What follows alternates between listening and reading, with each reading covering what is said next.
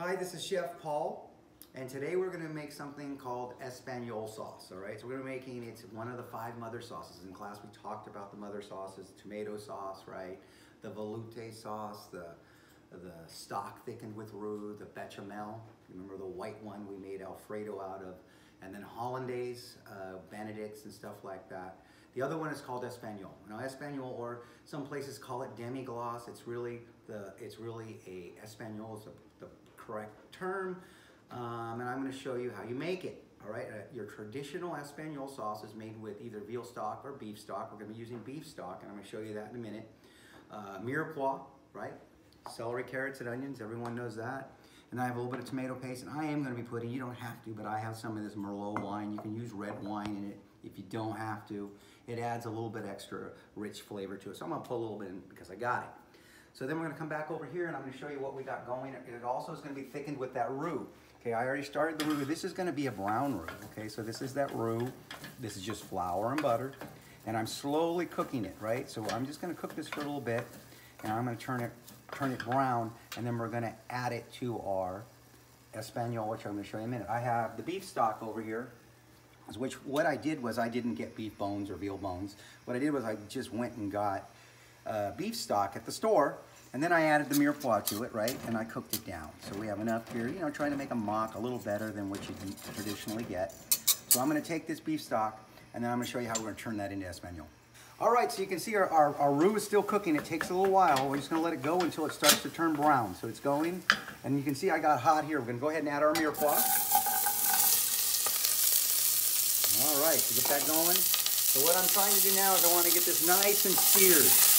All right, I'm going to get this nice and seared like that. And then once it starts to brown, I'm going to add our tomato paste. Then we're going to add the roux. We're going to add the wine, and we'll put it all together. So we're going to let this cook like this on a nice high heat for about 5 minutes, and we'll come back and check on it. Okay, so we're checking our roux, and it's starting to turn a little bit. I might turn it up in a little bit here, but we're just trying to get that light brown color. We're not there yet. It takes a little bit of time, and all you do is you just kind of move it around because you don't want it to come in spots. Otherwise, you can actually burn it in different areas. You just kind of mix it periodically as it starts to change color. And as we look at our mirepoix, you can see the onions are starting to turn, you know. Remember, onions and the carrots have the sugar in there, so they'll start browning first. It's getting there. We can see it, but I'm going to get it even browner. So we're going to check in a couple more minutes. Okay, so I don't know if you can see in the roux, it's starting to turn color. You can see a little bit of browning going on. That's what you want. And it starts to break down, so the actual roux itself gets a little thinner. And that's what happens. The more you cook it, it does get a little bit thinner, and it also doesn't thicken as well, or it thickens less, I should say, the more you cook it. But we're doing this to give it color, and it's going to give it a different flavor to it, a nuttier flavor as we cook it. I don't know if you can see it, but right in front, it's starting to turn brown. It's starting to get that light brown color. We're going to go a little bit darker than this. I'm going to let this go for another minute here. We're looking at our, back to our mirepoix. See, look at that. Oh, wow, we're getting nice color there. We're going to go one more minute, and I think we're good on everything. All right, so you can see, if you look at our mirepoix, everything's nice and brown now. That's what you want, that nice dark color. That's what we're trying to get. You can see our roux. If you look at this roux, it kind of looks like peanut butter. It got thin, and it's nice and brown. That's exactly how it should look. That's a perfect brown roux right there. Now what I'm going to do is I'm going to go ahead and add our tomato paste into our mirepoix. A little bit of tomato paste. A little bit. Like that. I'm going to mix that in. Mixing this into it like that. Beautiful. Put that in there. Just kind of mix the tomato in there. Then I'm going to take some of our roux. Put some of this roux inside. Just going to mix it right in there. Mix it, coat it. Mix that roux and just kind of make that paste. There we go. Get that nice and mixed. And then I'm going to add our wine. I'm going to add a little bit of wine to it.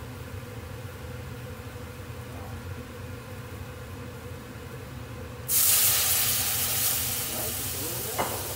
Mixing this in.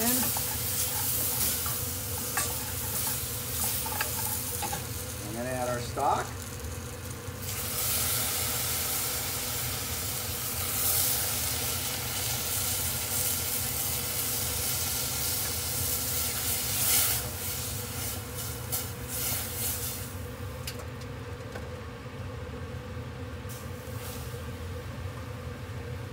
what I'm going to do is I'm going to take this and then we're going to simmer it. And we're going to simmer this for about an hour, and I'll show you how it looks. All right, so we're checking in on that Espagnole sauce, right? So this has been going, I don't know, maybe 15 minutes, and you can see it's starting to get thick. It's turning into that brown sauce, that brown gravy-looky stuff. And we're going to be turning this into all kinds of different things, but it's got to cook for at least another hour. So we're just going to let it go. I just want you to see how you can see it's already starting to turn into a sauce. All right, we're checking on the Espagnole sauce here. This has been going about 30 minutes so far. We're going to let it go. We're going to let it go maybe an hour and a half or so. I'm just going to let it cook, but you can see how it's getting nice and shiny, and it's that brown color. The only thing we added, we got that beef stock, the brown roux. We're just going to let this go for another hour, and then we're going to strain it, and I'll show you how you use it. All right, so we're checking out our Espagnole sauce. The Espagnole sauce has been going for quite some time now. You can see it's nice and brown. It's nice and shiny. That's how it should look. We just, we made that mock stock with, we bought the beef stock. I added mirepoix to it. I cooked it for about, I don't know, maybe about an hour or so. You don't have to. And then we made this Espagnole. So now at this point, I'm going to go ahead and we're going to strain this. So I'm going to go strain it. I'm going to bring it over here.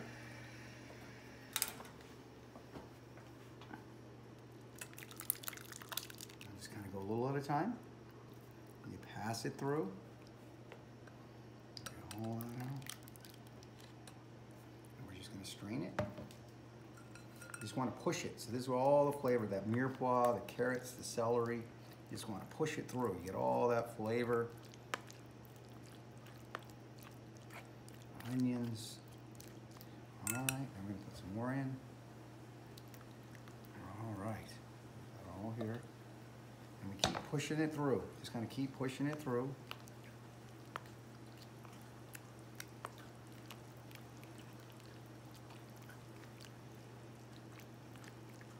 All right. And then I'll show you how it looks at the end here. All right, so you can see, here's your Espagnole. So you can make an Espagnole at home with the beef stock. At Deer Valley, we would be making this a lot. You can see that it's thickened with our brown roux. See that color of that roux, that nice brown roux. And then it's just cooked with the mirepoix and the tomatoes.